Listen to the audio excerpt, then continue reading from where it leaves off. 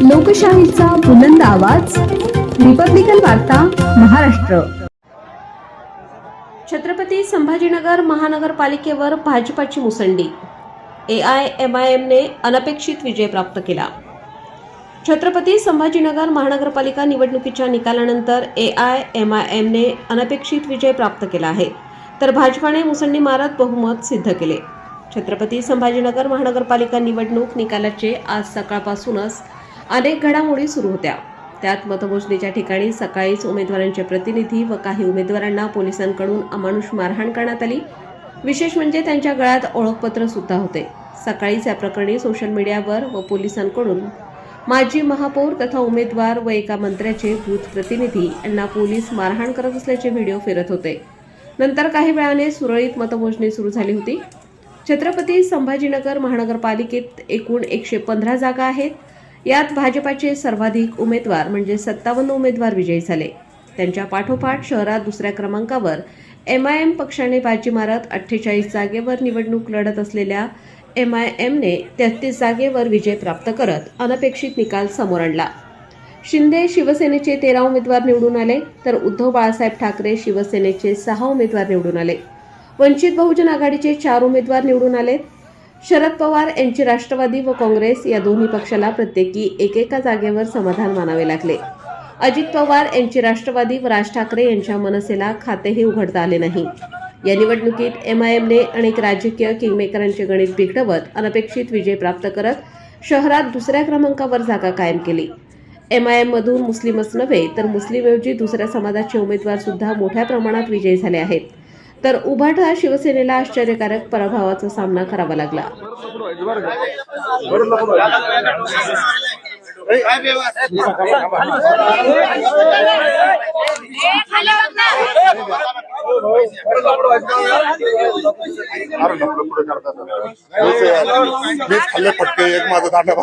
पोलिसांचं करायचं काय? पोलिसांचं करायचं काय? शिवसेना पक्षाचा शिवसेना पक्षाचा देशमुखवर कारवाई झालीच पाहिजे, झालीच पाहिजे।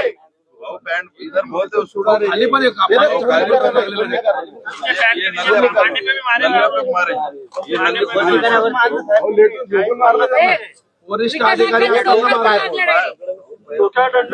पाडू मारलं, खाली पाडून मारले विकास अंकलला। पोलीस खाली वरिष्ठ अधिकारी होते तरी पण मारले। ते म्हणतात तुम्ही लोकांना माहित नव्हतं।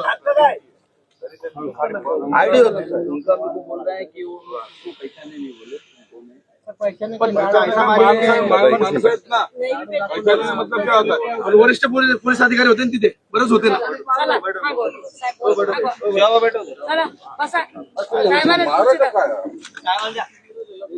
बघा चॅनल कुठे गेले दाखवलं आता आम्ही ते हे काय पूर्ण पोटरे सुचले खाली पण मारेल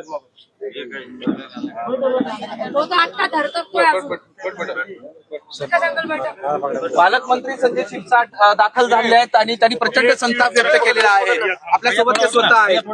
अमानुष मारहाण झालेली आहे आणि पोलिसांना केवळ आत जाण्यासाठी विनंती केली, त्यावेळेस ही मारहाण झाल्याचं कळते। काय नेमकी माहिती तुमच्याकडे आहे? आज मतमोजणी आहे, इथं मतदान करायचं नाहीये, कळत कसं नाही या लोकांना? आणि ते प्रतिनिधी आहे, त्यांच्याकडे आय कार्ड आहे, आय कार्ड आलं काउंटिंगला चाललेत ते।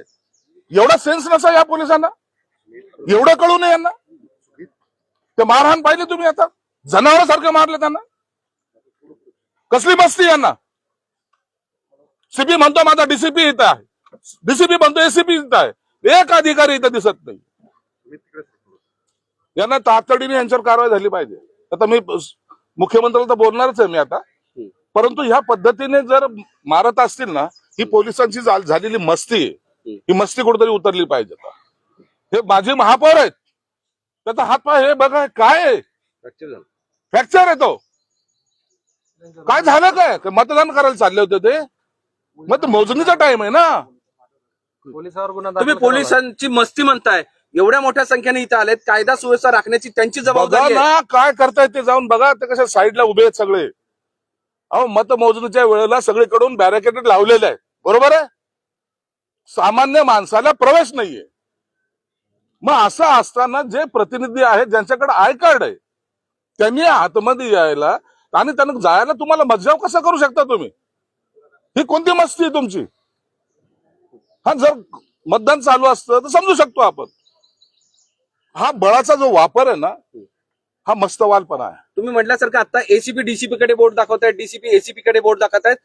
या तिघांबरोबर आमच्यापैकी एका सुमितला सुद्धा जबरदस्त मारहाण केली आणि कॅमेरा बंद कर म्हणून सांगितलं. कॅमेरा सुद्धा बंद केला. तो देशमुख नावाचे कोणीतरी अधिकारी आहेत, याला सांगितलं की तू बंद कर म्हणून. आता ही जी मस्ती आहे, आता तुम्ही चॅनलवाले आहात, तुम्हाला सुद्धा जर त्याला मारहाण केली, त्याला चॅनलवाल्याला मारहाण, कॅमेरा बंद कर, आम्हाला मारू दे, याचा अर्थ काय? हा सागर देशमुख नावाचा जो कोणी प्राणी आहे ना याची मस्ती ही उतरली पाहिजे. आता त्याच्यावर गुन्हा दाखल झाला. त्याच्यावर आता गुन्हा तातडीने दाखल झाला पाहिजे. सीपीला मी बोललो, सीपी तिकडून आता बोलतोय की माझे अधिकारी तिथे आहेत, स्पॉटवर यायला काय झालं त्यांना पाहू शकत नाही ते परिस्थिती काय चालली म्हणून. कायदा सुव्यवस्थेच्या गोष्टी पोलीस करतायत. माजी महापौर आहेत, त्यांना अशी अमानुष मारहाण आहे. सर्वसामान्य लोकांना अशा पद्धतीनं पत्रकारांवर हल्ला केला जातोय. पालकमंत्री तुम्ही आहात, थेट कारवाई करणं अपेक्षित आहे असं वाटत नाही का? मी थेट कारवाई करायला तर सांगणारच आहे. आणि ऐकलं नाही ना मी तर काय करेल मी सांगतो तुम्हाला. हा राग संताप उगाच येत नाही. माझी महापौर आहेत, ते कार्यकर्ते बघा त्याच्या म्हणजे आरोपीला सुद्धा जेवढं मारल्या जात नाही ना त्या पद्धतीने मारहाण केलेली. आम्ही शांतता राखायचा प्रयत्न करायचा का आम्ही बिघडायचा प्रयत्न करायचा? कॅमेरा मधला म्हणता कॅमेरा बंद कर, याला हे कर. अरे तुम्ही चाललंय काय तुमचं? पण तुमच्या सत्तेमध्ये तुमची मुलगी इथे उमेदवार असताना सुद्धा मध्ये जाऊ शकत नाही, ती बसलेली आहे. ती म्हणतात की माझ्या कार्यकर्त्यांवर हल्ला झालाय, त्याच्यावर कारवाई करा. आणि तुम्ही स्वतः पालकमंत्री आहात. काय करायची ती निवडणूक? आम्हाला काय त्या निवडणुकीमध्ये पडलंय? कार्यकर्त्याला जर लाठीचार्ज होत असेल तर माझा कार्यकर्ता जखमी, मी जाऊन काउंटिंग करू, मी जाऊन तिथं पाहू कोण निवडून येतं, किती किती गुलाल उधळायचा. माझ्या कार्यकर्त्याचे डोके फोडणार आणि आम्ही गुलाल उधळून घ्यायचा, हे आमच्याकडून सहन होणार नाहीये. ते अतुलकर नावाचे डीसीपी आहेत, ते पण काही बोलला तयार नाही. ते म्हणतात की मला माहिती घेऊ द्या. माहिती कसली घेणार आहेत असा प्रश्न आम्हालाही पडलेला आहे. हे जे ना हे ठरवून काही लोकांनी आता केलेली, तर शब्द मी वापरला असता तर पुन्हा तुम्ही म्हणाल की जीप सटकली म्हणून. या अशा पद्धतीने आम्ही आयुष्यभर इलेक्शन लढत आलेलो आहे. अनेक निवडणूक आम्ही लढल्यात, पण अशा पद्धतीने झालेलं आम्ही कधी पाहिलेलं नाही. काउंटिंगच्या दिवशी लाठीच्या असता कधीच नाही, इतिहासामध्ये कधी झालेला नाही. आणि धक्कादायक म्हणजे जिथे काउंटिंग साठी जे लोक बाहेर गर्दी करतात तिथे एकही पोलीस नाही. म्हणजे किती वाईट अवस्था आहे. रस्त्यावर लोकांना जाता येत नाही, प्रचंड गर्दी आहे. जालना रोडवर एसएमएसच्या समोर गर्दी आहे, तिथे कोणीच नाहीये, तिथे पोलीस नाही. सर्वसामान्य लोकांना प्रचंड त्रास होत आहे आणि इथे मात्र मोठी गर्दी करतायत. आमच्या आयुक्त तिथून मॉनिटरिंग करतात, मॉनिटरिंग बसल्या ठिकाणून मॉनिटरिंग करतात. अरे फिरा ना रस्त्यावर तुम्ही, काय तुम्हाला काय झालंय काय तुम्हाला? रस्त्यामध्ये लोकांना त्रास होतोय. काही म्हणजे काही हितचिंतक असतात ते तिकडे गर्दी करतायत, ट्रॅफिक जाम झालेली, शहराचा बोजवारा उडत चाललेला आहे आणि पोलीस आपल्या मस्तीत आहे. इतकं संवेदनशीलपणा शहरामध्ये दिसतोय, संवेदनशील केंद्र सांगतायत आणि काहीतरी अनुचित होऊ शकतं असं असताना सुद्धा इतकी बेपर्वाई पोलीस करतायत. तर त्यावर आता तुम्ही पालकमंत्री म्हणून शेवट काय सांगाल? मी मुख्यमंत्र्यांना बोलणार आहे, उपमुख्यमंत्र्यांना बोलणार आहे आणि यांच्यावर कारवाई. मला हा निवडणूक हा आमचा विषय नाही. निवडणूक जिंकेल कोण हारेल कोण हा विषय आमच्याकडे नाही. कार्यकर्त्याला झालेला अमानुष मारहाण हा आता आमचा प्रमुख विषय असणार. मात्र म्हणून कार्यकर्त्याला कमीत कमी 100 पेक्षा अधिक पोलीस त्या ठिकाणी होते. आम्ही घटनास्थळी होतो आणि त्यांनी घेरून मारलं. गुन्हेगार असल्यासारखं मारतं ना. मी स्वतः घरी बसलेलो होतो, चला काउंटिंगला जातायत, होईल जे काही निकाल लागायचा लागेल, आपण नंतर भेटूया. 100 पोलीस आता तुम्ही स्वतः पाहिले ना. आता चॅनलवाले जेव्हा पाहतायत, आता याला डिनाय कसा करेल? आता विशेष म्हणजे त्यामुळे कॅमेरा जाणून संपूर्ण कॅमेरा बंद केले आणि घेरून मारलंय खाली पाडून एकदम. असं विशेष म्हणजे साहेब विकास जैन यांना घेरून मारलंय. आम्ही घटनास्थळी होतो सगळे. हे घटनास्थळी आता हे तुम्ही आय विटनेस आहात. चीड काय येते ना, यामुळे येते चीड. पोलीस कुणाचे असो, सरकार कुणाचा असो, तुम्ही तुमचं कर्तव्य बजावताना नेमक्या कोणत्या ठिकाणी बजवायचं हे समजलं पाहिजे ना. मर्दुमकी इथं काय दाखवतात? त्याच्या ड्रग्स वाल्याकडे दाखवा ना, दारूच्या अड्ड्यावाल्याकडे दाखवा ना, गुड्डाकडे दाखवा ना, त्या टायमाला बलात्काराकडे दाखवा ना, त्या टायमाला शेपूट घालताच आले आणि अशा टायमाला मर्दुमकी दाखवता कार्यकर्त्यावर. हे सगळे हप्तेखोराची चाललेली मस्ती जाणीवपूर्वक तुमच्या टार्गेट केलं पदाधिकाऱ्यांनी जातं. जबाब देखील त्यामुळेच विचारला आता पदाधिकाऱ्यांनी. पालकमंत्री जाणीवपूर्वक झालेले टार्गेट आहे. करतात असं वाटतं. हे सगळं ठरवून पोलिसांची पोलीस करतायत. मस्ती याशिवाय दुसरा शब्द नाही याला. मी पुन्हा सांगतो, काउंटिंगच्या दिवशी अशा तेही बूथच्या आतमध्ये ज्यांच्याकडे आय कार्ड आहे, ज्यांना प्रवेश दिला जातो, त्यांच्यावर लाठीचार्ज करणं हे अमानुषपणा आहे. ज्या पद्धतीने माजी महापौर विकास जैन आणि इतर आमच्या कार्यकर्त्यांना मारलेलं आहे अक्षरशः ढोरागुरासारखं, ती गोष्ट सहन करण्याच्या पलीकडची आहे. बरं सर, एक शेवटचा प्रश्न असा आहे की आता हे सगळे बसलेत, स्वतः उमेदवार खाली बसलेत, त्यांचं म्हणणं आहे की कारवाई होईपर्यंत आम्ही उठणार नाही. हे किती वेळ चालणार आहे? कारवाई झाल्याशिवाय आम्ही तिथून त्यांना ते हलणार नाहीत. आता मी सीपीशी बोललो, सीपी फोन कट करतोय, म्हणजे आताही त्यांना उत्तर देण्यासाठी त्यांच्याकडे जागा नाही हे निश्चित आहे. तुम्ही जाणार आहे त्यांच्याकडे आता का? नाही, मला जावंच लागेल, मला जावं लागेल. आता मी या कार्यकर्त्याला वाऱ्यावर सोडू शकत नाही. आम्हाला निवडणुकीपेक्षा कार्यकर्ता महत्वाचा आहे. तुमच्या कार्यकर्त्यांनी त्या अधिकाऱ्यांना घेरवा देखील घातला होता, जबाब विचारण्याचा प्रयत्न केला होता, मात्र त्या ठिकाणून पळ काढण्यात येईल. पळून गेले सर्व. आता पाहतो मी काय करायचं.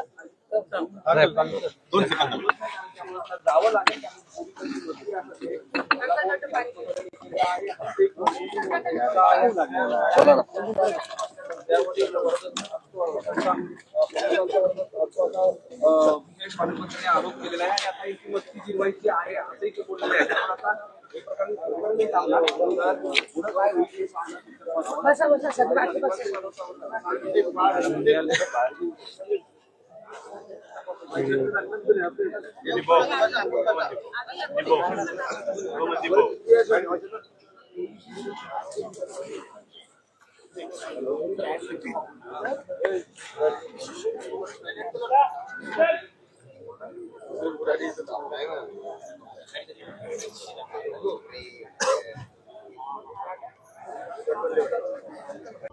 दादा, संभाजीनगरमध्ये मोठा पराभव तुमचा झालेला आहे. अपेक्षा खूप जास्त होती, मात्र खूपच कमी जागा मिळाल्या. काय सांगा? पराभव तर मान्य केला पाहिजे,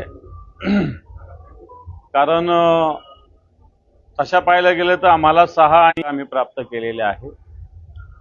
बाकी आम्ही जवळपास 30 ठिकाणी दुसऱ्या नंबरवर, 35 ठिकाणी दुसऱ्या नंबरवर राहिलेलो आहे. प्रचार शिवसेनेनं अतिशय जोरात, कोणत्याही पक्षाचा नव्हता एवढा प्रचार जोरात झालेला. घरोघरी आम्ही पोहोचलेलो. उद्धवजींची सभासुद्धा विराट झालेली. परंतु शेवटच्या दिवशी धोधो अतिवृष्टी पैशाची या संभाजीनगरवर भारतीय जनता पार्टीच्या आकाशातून झाली आणि मला वाटतं या धोधोतून बाकीच्या सगळ्याच पक्षांचं मताचं पीक भारतीय जनता पार्टीनं कापून नेलं हे स्पष्ट म्हणावं लागेल. कारण आमचंच नव्हे तर शिंदे गट जो आहे हे सुद्धा 11-12वर पोहोचलेले आहेत. फक्त काँग्रेस तर 1 वर आहे. वंचित बहुजन आघाडी 4 जागा जिंकून आहे. एका वार्डाचं त्यांचं पॅनल आलेलं आहे. परंतु ज्या पद्धतीनं सत्ता आणि संपत्ती याचा प्रचंड वापर या महापालिकेच्या निवडणुकीत झाला. प्रत्यक्ष मतदार 5,000 पासून तर 12,000 रुपयापर्यंत भारतीय जनता पार्टीनं वाटले. त्यांच्याकडे आहे म्हणून त्यांनी वाटले. निवडणूक आयोग त्यांचा आहे, त्यामुळे तो झोपलेला होता. त्यांनी काही भारतीय जनता पार्टीच्या लोकांना पकडायचा काहीच प्रश्न निर्माण होत नाही. परंतु अशा पद्धतीनं निवडणुकीत पैशाचा प्रचंड वापर झाला.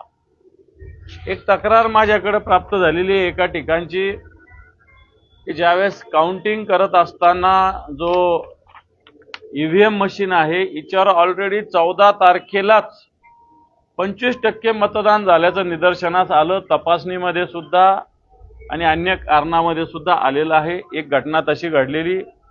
दुसरी आत्ता एक 24 नंबर प्रभाग आहे, इथं ईव्हीएम बंद पडलं म्हणून दुसरं कार्ड रिसेट केलं तर त्याच्यात समोरच्या मतदाराचं एकदम मतदान कमी झालं म्हणून मतदार मोठ्या प्रमाणावर काउंटिंग स्टेशनलाच पोहोचलेले आहे. अशाही घटना याच्यामध्ये घडलेल्या आहे. परंतु जनतेनं हे कबूल केलं पाहिजे की भारतीय जनता पार्टीनं या शहराला पाणी दिलं नाही, नुसत्या घोषणा दिल्या. या शहराला 1000 कोटी रुपयाच्या कर्जाच्या खाईत लोटलं, तरी जनतेनं भारतीय जनता पार्टी चॉईस केलेली आहे. आम्ही हा आमचा पराभव मान्य करत आहोत. जनतेने भाजपला निवडून दिलं, काहीतरी जनतेच्या मनात असेल ना, की आता त्यांना दुसरं देत आहे. नाही, असू शकतं जनतेच्या मनात. परंतु जे मागच्या काळातलं होतं ते मी सांगितलं तुम्हाला की या शहराला 9 दिवसाला पाणी मिळतं. मागच्या वर्षी 365 दिवसापैकी फक्त 44 दिवस पाणी मिळालेलं आहे. या शहरात कचऱ्यापासून तर सगळ्या एजन्सी गुजरातहून येतात आणि या सगळ्या गोष्टी असताना जनतेनं पुन्हा एकदा भारतीय जनता पार्टी निवडलेली आहे. जनतेला असं वाटतं की 9 दिवसाच्या ऐवजी 10 दिवस झाले तरी पाण्याची तर काही हरकत नाही. खर्च 1000 कोटीचं कर्ज असेल तो 2000 कोटीचं झालं तरी काही हरकत नाही. जनतेनं असा विचार केला असेल तर जनतेला शुभेच्छा आहे. आम्ही कसं काय सोडू? आम्ही शिवसेना जनतेसाठी काम करणारी संघटना आहे. जनतेला वारंवार आम्ही मुळीच सोडणार नाही. कारण शेवटी झालेल्या मतदानाचं मोठं प्रमाण सुद्धा आम्हाला आहे, कारण सगळ्यात जास्त उमेदवार आमचे होते. परंतु सत्तेपुढे शहाणपण टिकत नाही, एवढं सत्य आहे. दुसऱ्या शिवसेनेचंही पाणी बदललं, दोन्ही शिवसेना संपल्यात जमा. संभाजीनगरच्या निवडणूक खरं तर हे दुर्दैव आहे आमचं पण आणि त्यांचं पण. त्यांच्याकडे मोठ्या प्रमाणात सत्ता संपत्ती, इथं मोठे मंत्री पालकमंत्री आमदार सगळं असताना ते सुद्धा फार पुढे गेलेले नाही. ते सुद्धा 11-12 पर्यंत पोहोचलेले आहेत. आणि तसं पाहायला गेलं तर आम्ही तर सत्तेत नसताना, विरोधात लढताना, साधनाची कमतरता असतानाही आम्ही किमान 6 जागा जिंकल्या.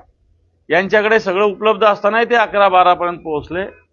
म्हणून भारतीय जनता पार्टीची नीती आहे की शिवसेना प्रमुखाची शिवसेनाच संपवली पाहिजे. बाळासाहेबांचं नाव घ्यायचं आणि बाळासाहेबांची शिवसेना समूळ संपवायची. चला, आम्हाला संपवलं काय द्यायला पाहिजे होतं, पण त्यांना सुद्धा समूळ नायनाट भारतीय जनता पार्टीनं केलेला आहे. मुंबईतही काही वेगळं चित्र नाही. ठाकरे ब्रँड पूर्णतः फ्लॉप असं म्हणता येणार नाही. मुंबईमध्ये 70च्या वर जागा उद्धवजी आणि राजसाहेबांच्या माध्यमातून जिंकलेल्या आहे. नाही, अनेक वर्ष होती, मान्य केली पाहिजे. परंतु सगळं असून त्यावेळेस आमची मागच्या 84 संख्या होती.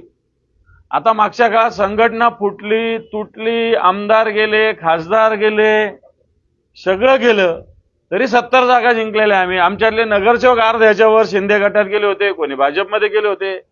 असं असताना सर्वसामान्य मावळ्यांच्या बळावर उद्धवजी ठाकरे साहेबांनी राजसाहेबांनी किल्ला लढवला आणि 70च्या वर संख्या प्राप्त केली. ही काही कमी नाही आहे, लागणारच. त्या दिवशी संभाजीनगरच्या सभेतच उद्धवजी म्हटले होते की नव्या ताकदीनं कामाला सुरू करू. नवीन आता एक तरुणांची पिढी आमच्याकडे आलेली, हिच्या माध्यमातून या महाराष्ट्राच्या हितासाठी काम करू, एवढंच सांगतो.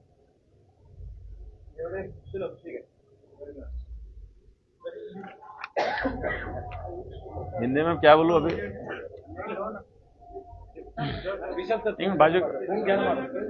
पूछो ना, मैं बोलता 1 मिनट में बोलता रहो. 1 मिनिटात बोलतो. क्या कहेंगे इसमें जो नतीजा आज आया है एक हिंदी में गीत है, बाप बड़ा ना भैया सब में बड़ा रुपया. मैं समझता हूँ ये रुपया ने पूरी कमाल कर दी है और बड़े पैमाने पे हर जगह भारतीय जनता पार्टी चुन के आई है. जो जनता के प्रश्न है, जो भारतीय जनता पार्टी ने खड़े किए हैं, मिटाए नहीं हैं, उसके लिए कोई सुझाव नहीं दिया है, वही भारतीय जनता पार्टी को जनता ने चुन के दिया है. मैं समझता हूँ भारतीय जनता पार्टी ने सत्ता और संपत्ति का बड़ा प्रदर्शन किया है, उसके माध्यम से ये सत्ता प्राप्त की है. Thank you. एक आहे राजा, तुझा अर्ज. चारी विजय झाला. आम्ही एक नाही तर चौघाच्या चौघ चांगल्या लीडनी विजय झाला. कारण की असं बघायला गेलं तुम्ही महानगरपालिकेच्या निवडणुकीमध्ये जो मेन केंद्र होता सगळ्यांचा की 18 मध्ये, आणि पालकमंत्री साहेबांचे दोन्ही मुलं उभा आहेत, 18 मध्ये येऊन काय काय बोलल्या गेलं आमच्या विरोधात. पण आज तुम्ही बघू शकता आम्ही 4च्या 4 सीट जिंकून आलोय आणि 29चे पण 3च्या 3 लागलेले आहेत. म्हणून आम्हाला आनंद डबल झालेला आहे की जे आम्ही बोललो होतो, ज्याच्यावरून टीका केली जात होती की त्याच्यामुळे युती तुटली, पण आज 30 सीट शिवसेनेची आहे हे आम्ही दाखवून दिलेलं आहे. पण तुमच्या विरोधात बरंच भाषण विरोधात केलं गेलं, सोबत असणाऱ्या पण आमच्या सोबत भाजपकडून सुद्धा गंभीर आरोप केले गेले. पण आमच्या सोबत सगळे शिवसैनिक आहे आणि ही सगळी ताकद शिवसेनेची आहे. हा एकटा आमचा चौघांचा विजय नाही, हा पूर्ण शिवसैनिकाचा ज्यांनी पूर्ण मनाने काम केले त्यांचा विजय आज. तुम्ही बघू शकता प्रत्येकाच्या डोळ्यात पाणी आहे, कारण की प्रत्येकाने जीव लावून मेहनत केली आणि त्याचा असर असा झाला की आता आम्ही चौघं महानगरपालिकेत सोबत चाललोय. बरं, आता सोबत महानगरपालिकेत चाललेत. महानगरपालिकेत जात असताना काय विचार आहे की काय स्वप्न आहेत की काय करायला हवं? नाही, आम्हाला असं काम करायचं की पुढच्या 5 वर्षांनी आम्हाला लोकांकडे जायची वेळच नाही आली पाहिजे. आणखी एक चर्चा आहे की आता पालकमंत्री आपल्या मुलीला किंवा मुलाला महापौर पण करू शकतात जर आरक्षण जर ते अजून आरक्षण निघालं नाहीये, त्याच्यावर मी अजून भाष्य पण करू शकत नाही, कारण की आरक्षण जे निघेल, जे काही पुढे घडामोडी होतील त्या हिशोबाने होईल सगळं. जेव्हा आरक्षण निघेल तेव्हा 4 1, 2 आणि 4.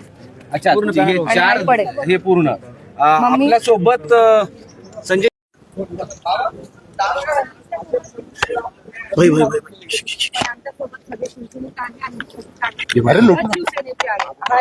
चौघांचा विजय नाही, हा पूर्ण शिवसैनिकाचा ज्यांनी पूर्ण मनाने काम केले त्यांचा विजय आज. तुम्ही बघू शकता प्रत्येकाच्या डोळ्यात पाणी आहे, कारण की प्रत्येकाने जीव लावून मेहनत केली आणि त्याचा असर असा झाला की आता आम्ही चौघं महानगरपालिकेत सोबत चाललोय. आता सोबत महानगरपालिकेत चाललेत. महानगरपालिकेत जात असताना काय विचार आहे की काय स्वप्न आहेत की काय करायला हवं? नाही, आम्हाला असं काम करायचं की पुढच्या 5 वर्षांनी आम्हाला लोकांकडे जायची वेळच नाही आली पाहिजे. आणखी एक चर्चा आहे की आता पालकमंत्री आपल्या मुलीला किंवा मुलाला महापौर पण करू शकतात जर आरक्षण जर ते अजून आरक्षण निघालं नाहीये, त्याच्यावर मी अजून भाष्य पण करू शकत नाही, कारण की आरक्षण जे निघेल, जे काही पुढे घडामोडी होतील त्या हिशोबाने होईल सगळं. जेव्हा आरक्षण निघेल तेव्हा 1, 2 आणि 4. अच्छा, हे 4 हे पूर्ण. मम्मी आपल्या सोबत संजय शिरसाट यांच्या पत्नी आहेत, त्याही आल्यात. तुमचे दोन्ही मुलं म्हणजे एक मुलगा आणि मुलगी दोघेही निवडून आलेले आहेत. माझ्या संमिश्र भावना आहेत. दोन्ही मुलं निवडून आले याचा तर आनंद आहेच आहे, कारण की साहेबांना बरंच टार्गेट केलं होतं त्या या कारणामुळे. पण साहेब हे बघितलं नाही की मुलं वयाच्या कितव्या वर्षीपासून काम करतायत. समोरच्यांची आता बोलती बंद झालेली आहे आणि संमिश्र भावनेसाठी की आज जो काही इथे प्रकार घडला तो अतिशय निंदनीय आहे. त्यामुळे आम्ही थोडंसं मानसिक स्थिती आमची खुशीत जरी असली तरी ते थोडंसं आहेच आहे. आणि 1900 पॅनल आमचं थोडंसं हे झालं त्यामुळे थोडंसं वाईट वाटतंय. बाकी ते हा विजय कशाचा आहे? हा विजय खरं तर हा कार्यकर्त्यांचा आहे आणि त्यांनी घेतलेल्या मेहनतीचा आहे, प्रत्येक शिवसैनिकांचा विजय आहे. कारण पदमपुरा हा शिवसेनेचा बालेकिल्ला मानला जातो, पहिली शाखा तिथनच ओपन झालेली आहे. त्यामुळे हा शिवसेनेने गड राखला असं म्हणायला हरकत नाही. आता तोच प्रश्न तुम्हाला विचारतोय, महापौर पण होऊ शकतो घरी अशी चर्चा सुरू झाली आहे. नाही, चर्चा तर होतच असतात. ते पुढचं पुढे बघूया, अजून काही आमच्या डोक्यात नाही. आता आजचा क्षण हा आता जे निकाल लागलाय त्याकडे आहे आमचं. जय भवानी, जय शिवाजी. विकास भैया तुम आगे बढ़ो.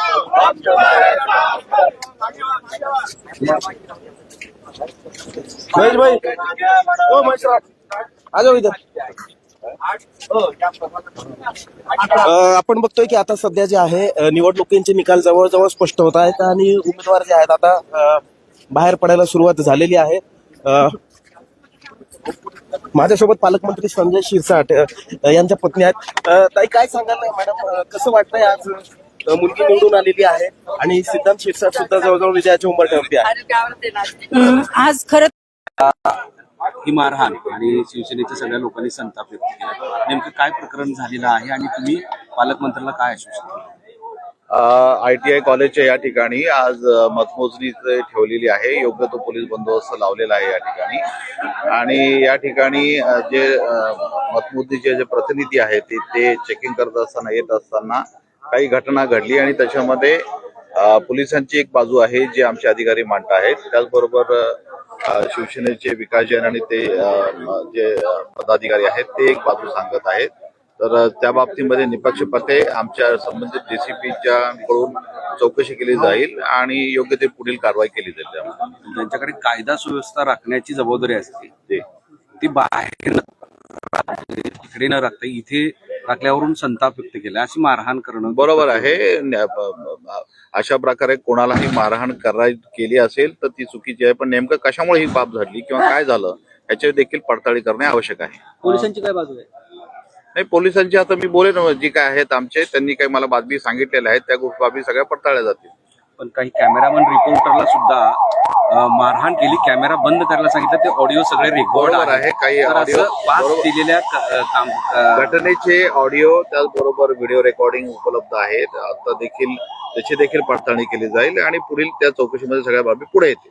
एक प्रश्न आहे की रात्रीपर्यंत कारवाई करा असं पालकमंत्र्यांनी तुम्हाला सांगितलं, तर ते आता कारवाई या वेळेत होईल का आणि ते कशा अनुषंगानं होईल?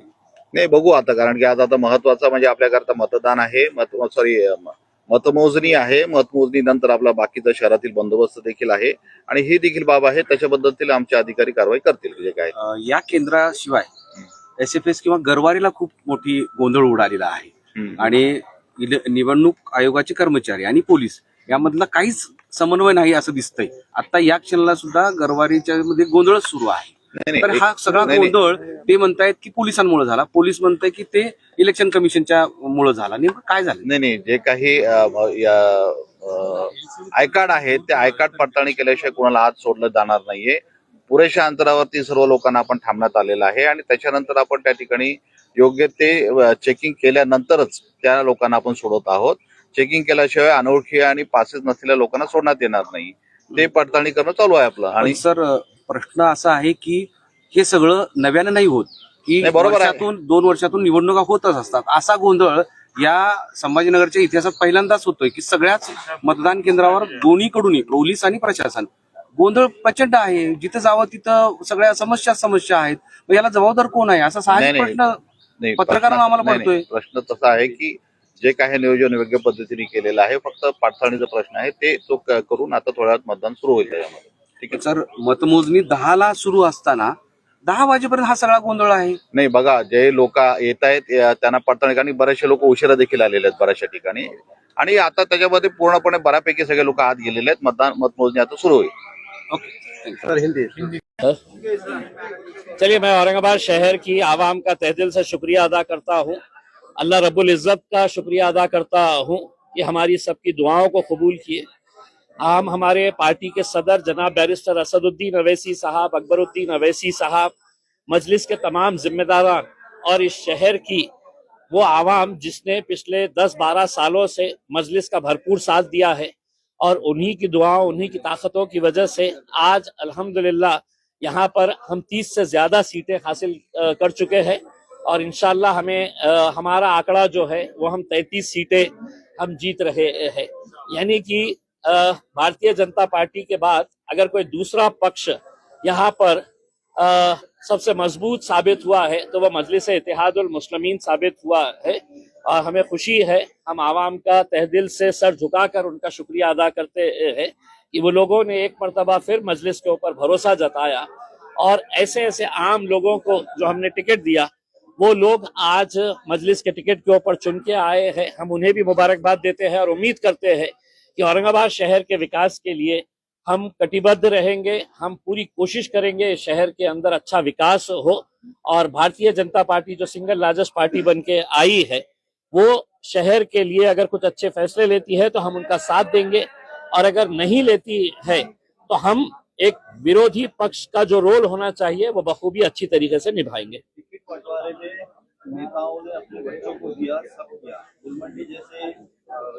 देखिए, एक बहुत बड़ा तमाचा ये कह लीजिएगा जूता मारी है उन तमाम सियासी पार्टियों को जिन्होंने अपने रिश्तेदारों को, अपने घर वालों को टिकट दिया। अगर संजय सिरसाट अपने बेटे और बेटी के लिए करोड़ों रुपया खर्च नहीं करता तो शायद उनका बेटा और बेटी भी घर पर बैठते, लेकिन तमाम राजनीतिक पार्टियों के नेताओं ने अपने बेटे को, अपने भाई को, अपने बाप को, अपने बीवी को, अपने बेटी को, हर एक को टिकट दिया। नतीजा क्या हुआ कि लोगों ने एक पैगाम दिया है कि हम सिर्फ गोटियां खेलने के लिए नहीं है, हम सिर्फ है तो चद्दर बिछाने के लिए, शतरंजियां बिछाने के लिए नहीं है, हम भी पार्टी के मजबूत लोग हैं, हमें भी टिकट मिलना चाहिए करके। MIM एक वाहिद पार्टी थी जिसने ना किसी घर वाले को ना किसी रिश्तेदार को दिया। हमने आम लोगों में से लोगों को उठाकर, और जो पार्टी के बारे में हमारे ऊपर इल्जाम लगाते हैं कि MIM जातिवादी पार्टी है, आज कितनी सारी हिंदू महिलाओं को हमने चुना कर लाया है, ST समाज की महिलाओं को हमने चुना कर लाया है, दलित समाज के हमारे कितने सारे भाइयों और बहनों को हम लोगों ने चुना कर लेके आया है। तो ये एक औरंगाबाद शहर की जीत है, हम ये समझते हैं। आपको लगता है कि देखिए, गुलमंडी जैसे इलाके से मजलिस की 2 सीटें जीत कर आ रही है, ये बहुत बड़ी हमारे लिए कामयाबी है। हम एक इलाके के तौर के ऊपर नहीं देख रहे हैं, हाँ? हम ये शहर के अंदर अपना जाल कैसे फैलाए हैं, लोग क्यों हमारा साथ दे रहे हैं, क्योंकि लोगों को अब यकीन आया है कि हमको ये सेना पे भरोसा नहीं है, हमको ये पार्टी के ऊपर नहीं है। कांग्रेस एनसीपी तो बिल्कुल खत्म कर दिए है उसमें अंदर। तो मजलिस के साथ अपने काम की बुनियाद के ऊपर और लोगों के यकीन के ऊपर हम खड़े उतरते हैं, इस वजह से साथ दिए। इसी तरह मालेगांव में भी सिंगल लार्जेस्ट पार्टी साबित हुई है MIM। देखिए, आप पूरे महाराष्ट्र के अंदर देखिए कि गोवंडी के अंदर हम लोगों ने 4 सीटें जीते हैं, मुमरा के अंदर हम 5 सीटें जीते हैं, धुलिया में अभी तक हमारे 8 सीटें जीत चुके हैं, अमरावती में 9 सीटें जीते हैं, परभनी में 1 सीट जीते हैं, जालना में 2 सीटें जीते हैं, अकोला में 3 सीटें जीते हैं। तो मैंने ओवैसी साहब को कहा था कि ओवैसी साहब, इंशाल्लाह जहां जहां पर भी हम इलेक्शन लड़ रहे हैं, इंशाल्लाह वहां पर मजलिस की नुमाइंदगी आपको देखने को मिलेगी। कहीं ज्यादा है, कहीं कम है, लेकिन है। चला आता मराठीत आम्हाला सांगा स्ट्राइक रेट आपला सबसे अच्छा है। कुछ नहीं होता, रखना। ये नहीं हटा दो। रिपब्लिकन वार्ता महाराष्ट्र वृत्तवाहिनीसाठी औरंगाबाद मराठवाडा उपसंपादक अकबर शहा।